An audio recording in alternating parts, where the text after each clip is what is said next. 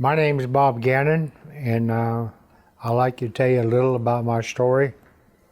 I grew up in a very dysfunctional home. My father was an alcoholic, and I had a very serious case of dyslexia.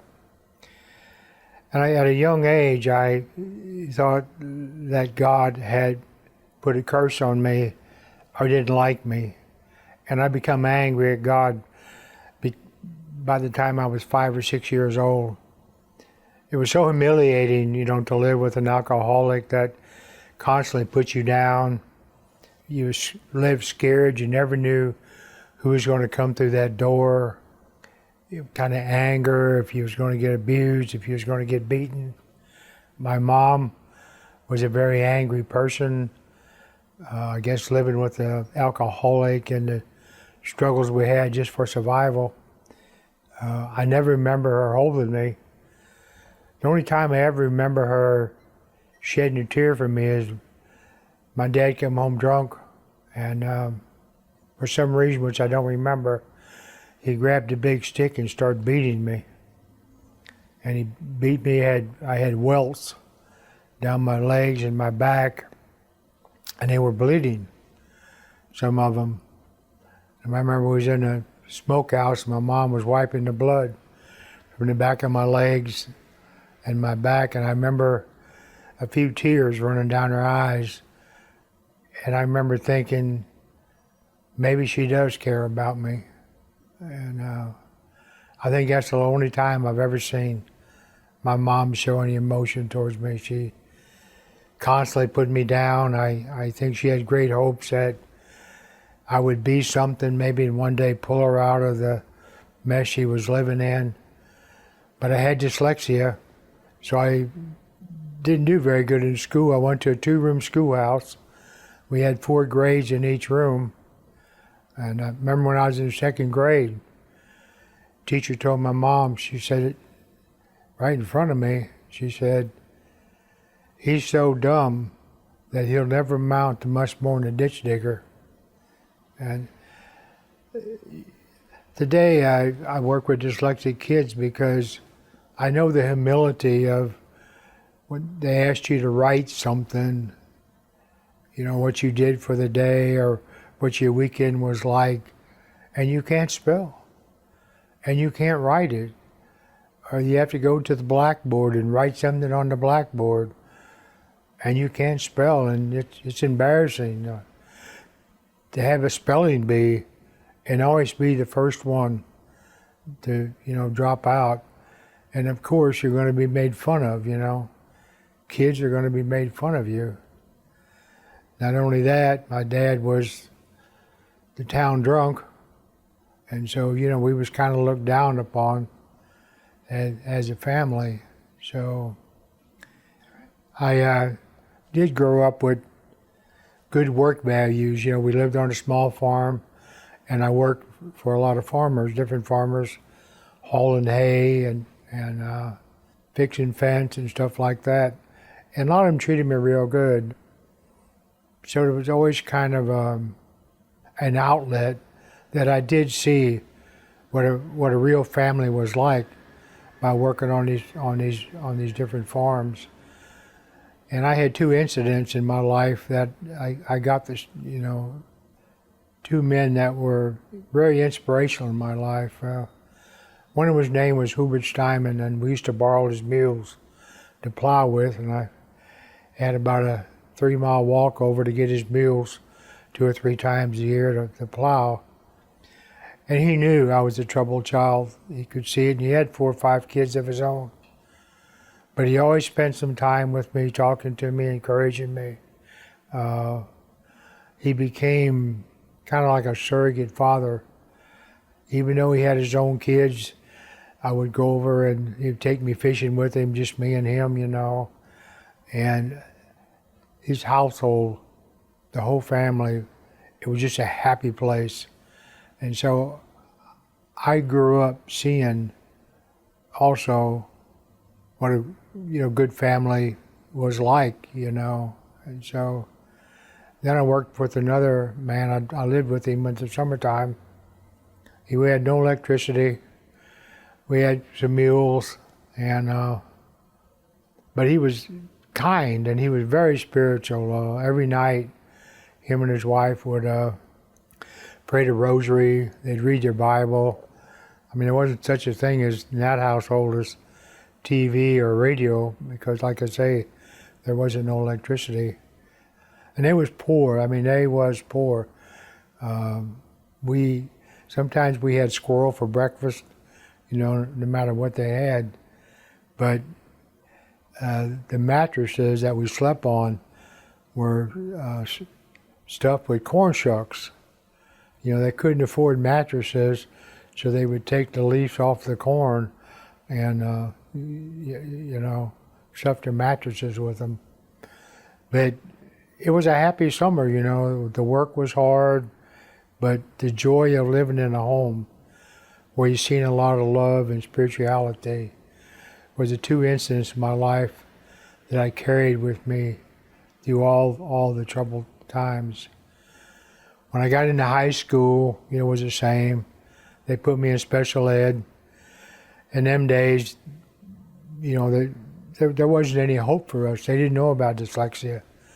So the rest of the kids called it the dummy room, And so I was very belligerent, angry, got in a lot of fights. But they did pass us, and I did get a diploma. I wanted to leave home really bad because in the town I was living in. So I signed up for the Marine Corps about a month before I graduated. I was only 17 years old, so my parents had to sign for me, and they was too glad to sign for me and get rid of me. And so I got out of high school May 16th, and May 17th I was in the Marine Corps. Went to boot camp in San Diego. What a shock, I remember the discipline, the yelling, the screaming. I think it was the three longest months of my life. Many times you want to quit. You think, why did I do this? I'll never forget the day I graduated, and boy, the pride, I think when you go through these hard times and you survive them, at the end, there's a tremendous pride, and I think that's the way life is. I never thought I'd do any good in the Marine Corps. I thought I was dumb, but I would have a home. I wanted a home. That's all. I wanted a home and something I could be proud of, and that uniform. Wearing that uniform hid who I thought I was, it made me look like I was somebody. But I was wrong. I know I put in for some schools. I thought maybe they'd send me to school, but I didn't. Went to the infantry. My first tour was in Hawaii, and I was really surprised at myself because I really wanted to learn, and I took a lot of Marine Corps, what they call MCI courses on Marine tactics and stuff like that. It normally took about 4 years to make corporal back in the 60s, early 60s, and I made corporal within 2 years. And I was really surprised. My next tour, I went to the Philippines, and I was with a guard company, and I done really well there. I made sergeant I think I had 4 years in when I made sergeant. And what was interesting, how God guides our life, is while I was there, they made me the training NCO. So I gave the test, on infantry tactics, and so I knew all the answers. And we worked day on, day off, and they had a pool right across from our building. It was an Olympic-sized pool. And I've always liked to do distance, run distance, in them days I was running 8 miles every other day. And I started swimming in that pool, and I'd swim about 100 laps. And so I was asked to be on the Marine swim team. It wasn't a very good team, and the competition wasn't very good. So I wound up making a 98 on the Marine Infantry Tactics test because I knew the answers. And I won the 400 swimming in the inter-service. I won the inter-service championship swimming the 400. So when I transferred back to California, as they was looking to reassign me, they saw this exceptional Sergeant Marine and this great athlete. I remember going down and asking where they was going to assign me. They told me, I go in one day and next day they come back and they said, come back tomorrow and we'll tell you where we're going to assign you at. So I went back and they said, we'd like to send you to Charlie Company, 1st Recon. Well, that shook me, I knew the Recon is the elite of the Marine Corps. And I had no confidence that I could achieve that. I still had no confidence. I said, no, that's all volunteer. I'm not going to volunteer. And the guy says, well, come back tomorrow. There's a couple people want to talk to you. So the next day I went back and there was 2 officers took me in the back room. And they said, if you ever want to make any rank or if you ever want to do anything, you had better sign up. So I signed up. And Recon was the best thing that changed my life. It was the toughest thing I ever endured. I never in my life endured so much pain. The weeding out process is horrendous. It's like being a Navy SEAL. Only 1% of the Marines are chosen even to go through the training, and only half of that 1% make it. It is that tough. I can remember the first day, and I was in good shape. Like I said, I was running 8 miles every other day. And when I left the Philippines at the guard company, I remember the first day of that training, we went for a solid hour of calisthenics. I mean, it was a solid hour. And after every calisthenic, we'd do 20 push-ups. And I remember at the end, I couldn't hardly feel my arms. Everybody was doing 20. I was doing about 3. And it was finally over, and I said, oh my God, I made it. And the guy says, right, turn, double time, huh. We ran another 8 miles up and down the mountains. And I remember the last mile, I had lost feeling in my legs. I couldn't raise my arms. But somehow I kept going and I made it. Thank God it was Friday, because we was off on Saturday and Sunday. And I remember Saturday morning, I was so sore. I couldn't get out of bed. And but once I completed that recon training, I was a different person. I had confidence in myself. Nobody was ever going to tell me I was dumb again. I knew in my mind that now, if I wanted to achieve something, I was going to achieve it. It maybe take me longer, I may have to work harder, but if I had a goal now, I was going to achieve it. I was with the 3rd Platoon, and it was 1965.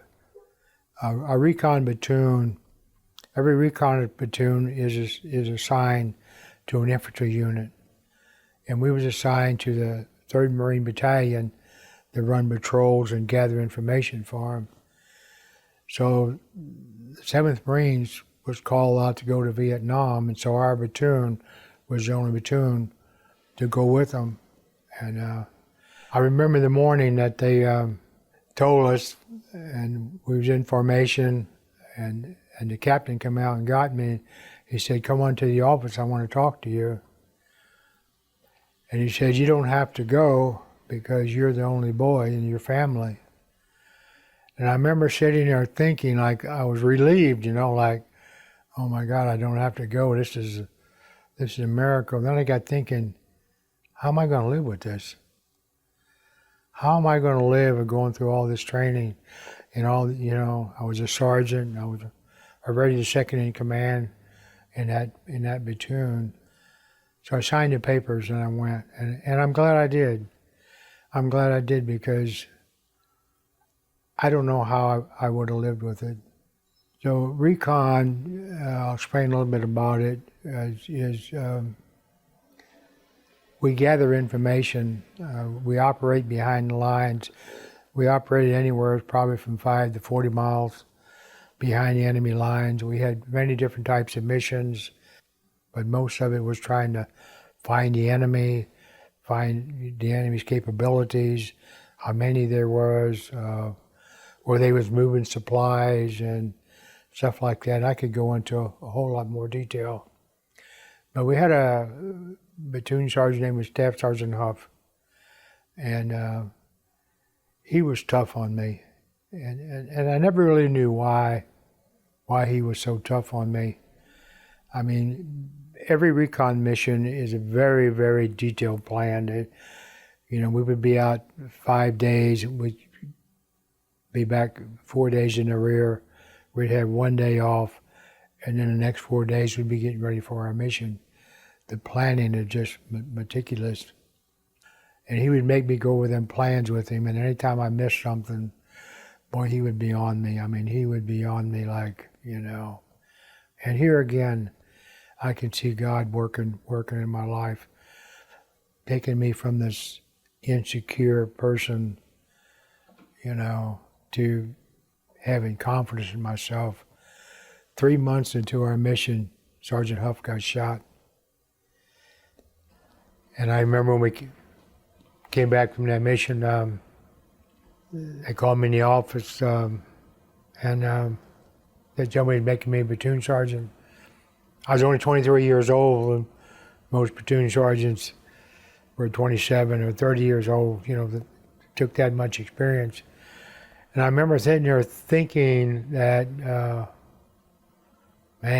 just not too many years before, that teacher told my mom that I would never amount to much more than a ditch digger. And now I was going to be leading one of the most elite units in the Marine Corps. And that again took me to a new level of who I was and what I could accomplish. I got some very good fitness reports. I led 25 missions behind enemy lines in that year. Accomplished amazing amount.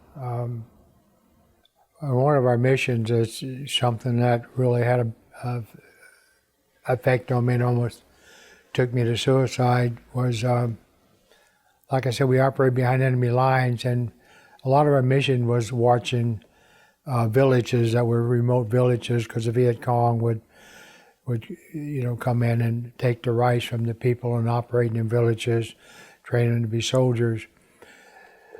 We was watching this one particular village, and about 40 Viet Cong came out and started training the rice paddy in front of the village. And I decided to call artillery on them. And normally you fire one spotter round, and then you correct off that spotter round, because a lot of times artillery is off. Well, I knew if I fired the spotter round, they would just take off, and we wouldn't get any of them. So I set fire for effect, which means fire all. I think we had 24 guns firing for us.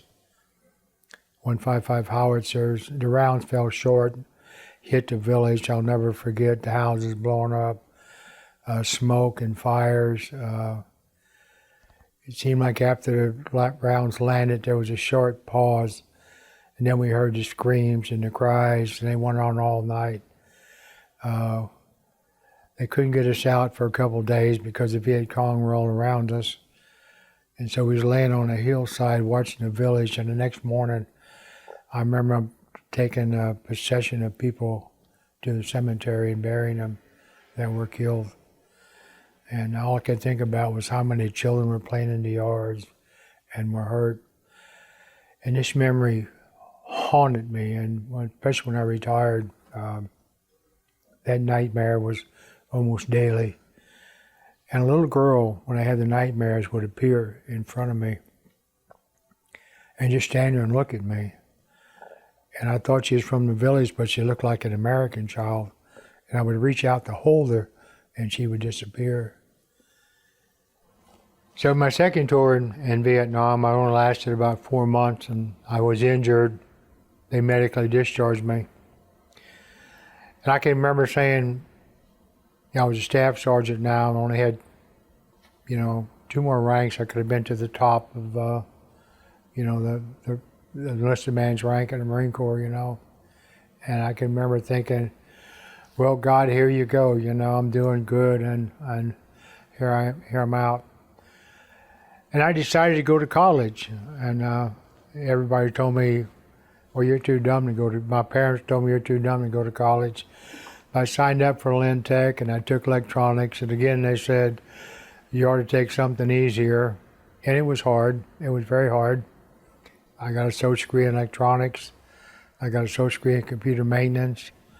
I put myself through school cutting cordwood. And when I tested, they test you to go to school. When I tested for a 6th grade education.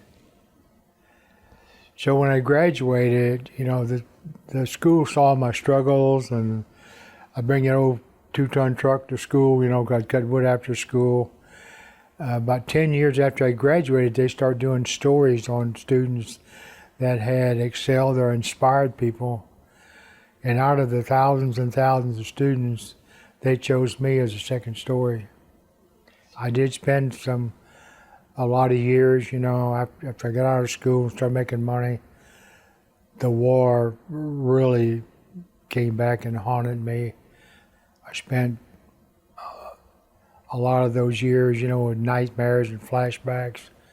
I couldn't sleep. And again, my anger at God, grew again. I didn't go to church. I wound up getting a divorce, having multiple affairs. And when you're living in sin, when you're a veteran and you don't have God, the pleasures you seek are pleasures of sin.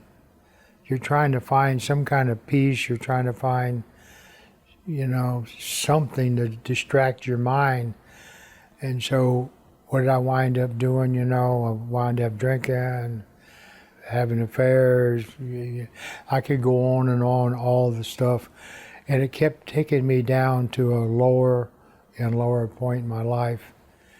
I got to the point right after I retired, from my job, from the pipeline after 33 years. When I didn't have that job to worry about, I crashed. The war was haunting me every day. I was on the verge of suicide. I finally got into some treatment for my post-traumatic stress at the VA. They told me later my post-traumatic stress was so bad that they only gave me a 50-50 chance of not committing suicide. I returned to the Catholic Church, and I was desperate. I was really desperate. I was hanging on by a thread, And I picked up a pamphlet off of the rack going into church of St. Therese, and it was a novena. I didn't know what a novena was, but I started praying it. We had horses, and we periodically went to a horse camp, and we had plans to go to this horse camp down in Arkansas. It was 8 miles down a gravel road. The second night we was there, these people came from Peoria, Illinois, and they had a little girl with them. She was a little girl that I'd seen in my dreams. I'd seen her over 40 years before she was born. The next day, I didn't know what I was going to do. I knew I had to hold her, I knew and she's a special needs child too. And we was getting ready to leave after, and my wife was paying our bill, and we were sitting on the porch, and her mom came up and sat down right next to me. I had never ever told this story to anybody, never. And I said I need to tell her the story. And I was telling her the story, and I was crying, and she just handed me the little girl. And the little girl laid her head on my chest, and the whole outline of her body became warm and started getting prickly. And and I knew a miracle was happening. And that was the last time I ever had a flashback or a nightmare. And the little girl's health has greatly improved. I still keep in contact with her. But you know, even through all them years of anger at God and affairs and what I did, all that's been turned around. I use it today for my ministry to go out and you know, speak at conferences. I've been on EWTN. I spoke at Marion Conference. I've been to Nashville, Michigan. And so, you know, no matter what you're going through in life, no matter how hard it is, you know, God can use it for His glory. And I think sometimes God wants us to go through these times, you know. We get to the point, I think, that we live in America, and we see all this materialism around us, and we think we ought to have, your boy, you know, I'm going to work and give me a big home, or we're jealous of people. But you know, the only thing you own is your soul. You don't own nothing else. And what a shame to stand before God and you've been living and you've had all this stuff, but you stand before God, you're going to be empty. Your whole life that you lived is going to be shamed. And that's why I'm thankful today that God has brought me this road. And I thank Him. I every day I say, if I got to come back, I want to come back to the same road, because I like who I am today. I like my ministry. I like that I can help people. I like that I can understand what it's like to have dyslexic, and I can work with dyslexic people and tell them God loves them. I can, you know, stand and tell the alcoholic that's been abused and beaten or sexually abused, I know how you feel. But you know, and they hear my story, and so many people say, especially dyslexic children, when they talk to me, they say, I can't believe you have dyslexic. You sound so intelligent. And I say, we are intelligent. We'll never be able to spell, but when you get in the industry, dyslexic people are very intelligent. Most all you great inventors were dyslexic. Another great tragedy I had in my life, my wife got very sick. She couldn't eat. She got weaker and weaker. Her feet would go up and down. Her legs would go up and down involuntary. Just went on for about 3 months. We took her to doctor after doctor, and nobody could find anything wrong. So when she passed away, you know, I remember the night she couldn't get no food down, and I told her I'd go to town, maybe get some pudding, and you can maybe get it down. She was down to skin and bone. And when I came back from town, I couldn't find her in the house, and I knew something was seriously wrong, and she'd taken her life. And I remember calling the ambulance, and they came out. They had me do CPR on her while the ambulance was on the way. As a veteran, I knew she had passed. And they also called the priest, the Catholic priest. And I come in from doing CPR on her when the ambulance got there, and I'm sitting at the table, and this peace came over me, just total peace. And I was sitting there confused, and I thought, what's wrong with me? Didn't I love my wife, you know?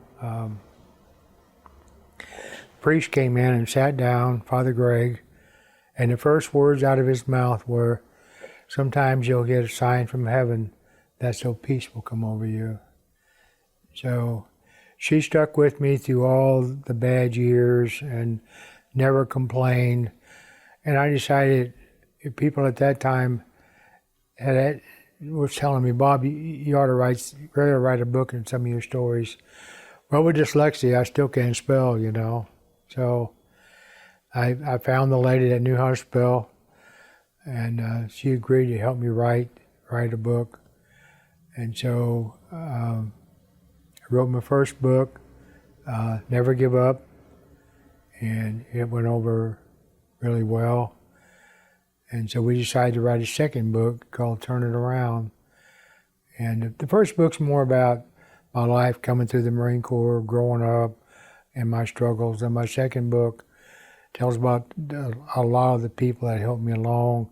I spent 18 years as chemical dependency leader and Celebrate Recovery, and some of the stories of people that have turned their life around. And there's some more stories of the Vietnam veteran. But through all that, you know, people started asking me to speak, and now we're speaking all over the Midwest. Spoke 3 times at the Marion Conference in St. Louis, been to Nashville and Michigan and many other places. It's amazing to me how God taken such a broken life and turned it around for His glory. Today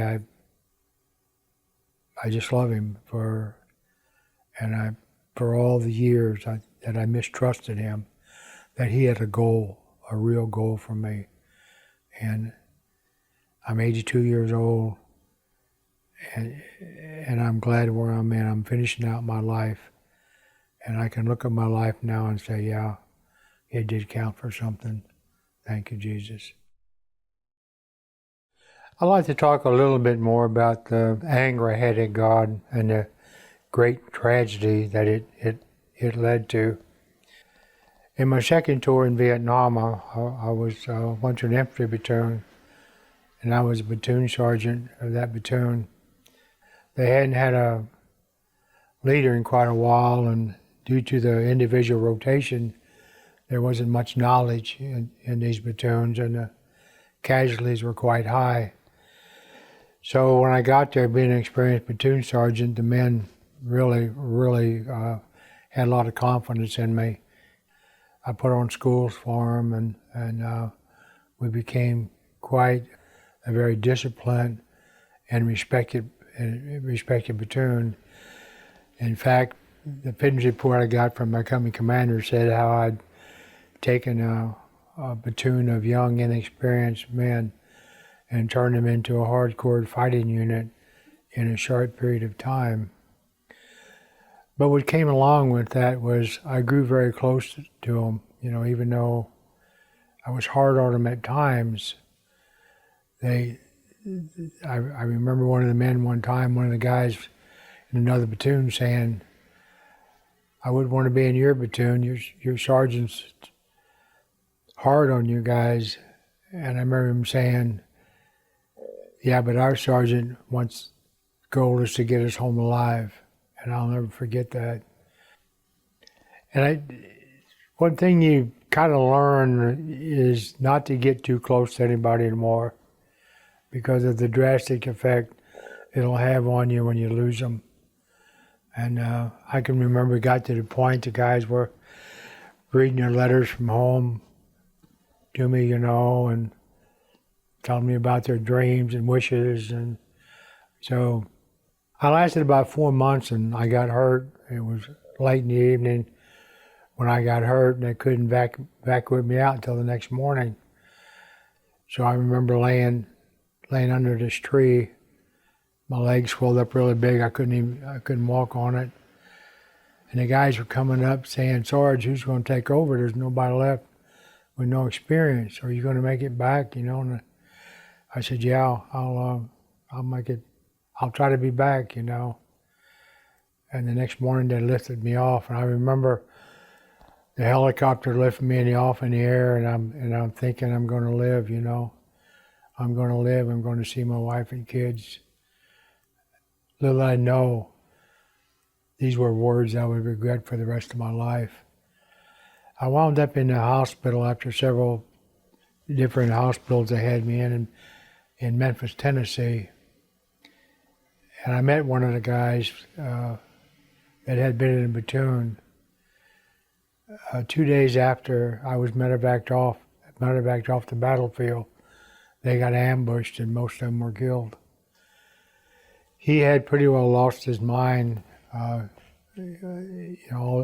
couldn't quite make sense of everything he was trying to tell me, but he kept saying it was terrible, and most everybody was killed.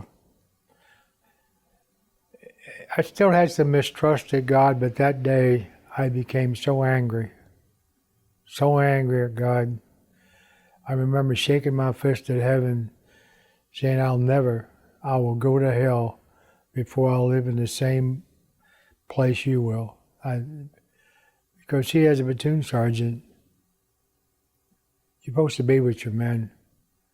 And if necessary, it's your job to die with your men. That's how we've trained. So I went through years, if I told earlier, of alcoholism and anger and all that, caused me to do a lot of sinful things. And through all this, I really had no respect for life at all. And through my post-traumatic stress and my anger, and when I was dealing with, I really thought if you had to grow up the way I've grown up and what I'm dealing with, why live?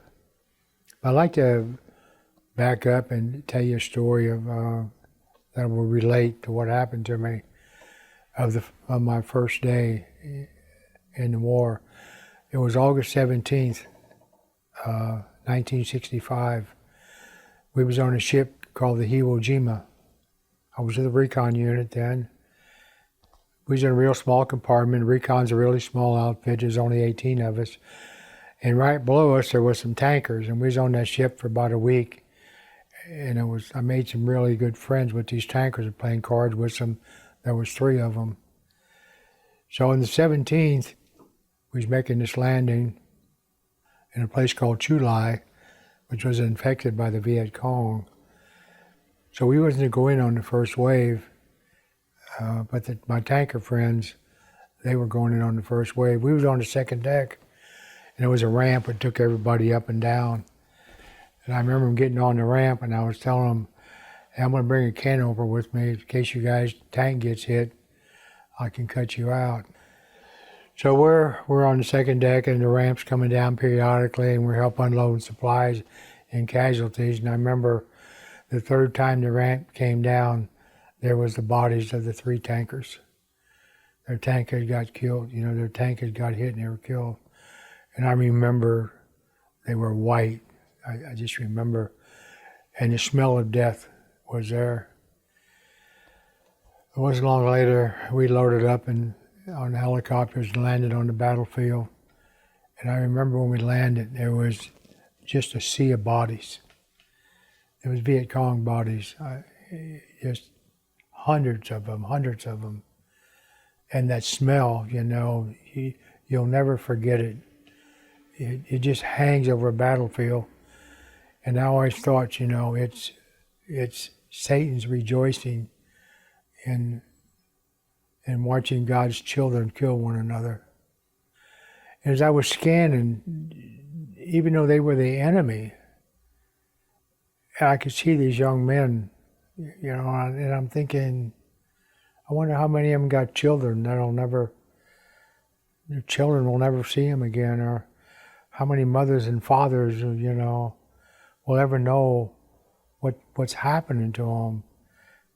It just, even though I had been through some of the toughest training in the world, and recon training some of the toughest, I wasn't mentally prepared for what I seen. I remember as we was moving out, no matter where we looked, there was bodies. I remember we was trying to get some water for our canteens. We ran out of water, and we came to the rice paddies. And every time we was going to fill our canteens up, there'd be a body floating in the rice paddy. And we came to a stream, and we were thinking about filling our canteens up there, and a body comes floating down the stream. And it's just like a stick hitting on the sides and coming down. And all I could think about is how inhumane, this is. That evening, On the first day, we was getting ready to set up for the night. It was digging some holes, and the Viet Cong started shelling us with mortars. So we scrambling around, laying, trying to find secure places to not get hit by the mortars. And I lost my helmet all through the night. I couldn't find it, and the next morning I couldn't find it. So I remember getting up, was getting ready to move out, and I saw a pile of clothing and helmets from casualties that they'd taken off the Marines who were killed or wounded. And I saw a helmet on that pile. And as I was going by, I grabbed the helmet and I put it on my head. And the Marine that had that helmet on had got killed in it because the smell of death was in that helmet. And I remember for the next 3 days, every time we came to a water hole or any kind of water, I'd scrub that helmet trying to get that smell of death out of that helmet, Like I say, when I came back, I was very angry and had all these affairs. And I wound up getting this young girl pregnant. Nice girl, very gullible. I used her, and I talked her into getting an abortion. And she said, well, you'll have to go to the abortion clinic with me. And I went, and they took her in the room, and I'm sitting in the waiting room. And I was there probably for an hour, hour and a half. And while I was there, 6 times the smell of death came by me. That same smell I smelled on the battlefield. The same smell that was in that helmet. And I knew then there was murder going on. It wasn't abortion. It was murder, just like on the battlefield. And I knew at this time that I had committed a grievous sin. I began to look at myself and saw how selfish I was and how I used people. And it was the first time in my life that I started closely looking at who I was and what I had become. And I began to think of the example that I had led for my children. In fact, I had kept this. This is the first time I've ever told this story. But I see today that abortion is becoming so commonplace that I never wanted to tell it because I thought it was embarrassment to my children. I think your story is so important that before I came up here, I called my children and I told them the story, that what I had done. And it's the first time, that they've heard it, and they agreed with me that, yeah, Dad, you need to tell the story, that every life is precious. And I think what's really hard for me to believe is that God has forgiven me. I mean, I pray a lot. I think one of the hardest things I still deal with is the girl. I've tried to find her. I want to tell her I'm sorry. I hope she's okay. I will never get over that I hurt her. I hope, that she's found somebody that has helped her through this. But I'm sure that God is maybe going to use her as a story for women, that of what happened. And today, I've seen many miracles in my life. You've just heard the miracle of the little girl, and I've had several more miracles, and it's so amazing that no matter what we've done in life, no matter what we've done, God will forgive us. I know I've read St. Faustina's diaries 3 times, and I'll never forget But Jesus told Saint Therese, he said, no matter how grievous the sin and how many times that sin has been committed, I will forgive it. I will wipe it away as clean as slate.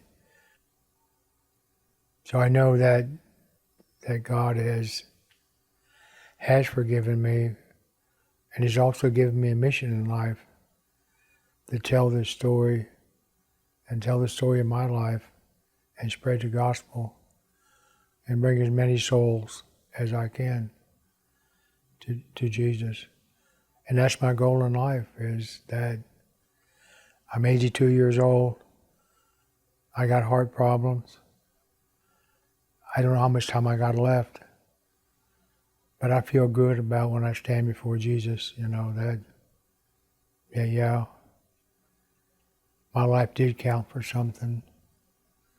And all the suffering that I went through, it turned out to help people. So no matter what you're going through in life today, if God's putting you through a lot of suffering and hard times, rejoice.